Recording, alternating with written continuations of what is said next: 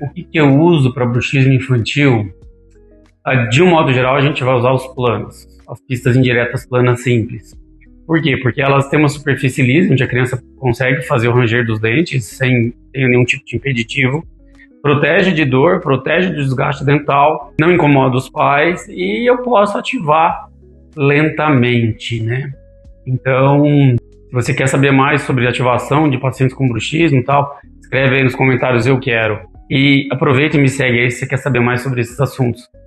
Além disso, tem uma outra página que é Pedro Vinho Odonto Sono, que é dedicado só a temas de odontologia do sono para adultos, tá? Essa aqui também é para criança.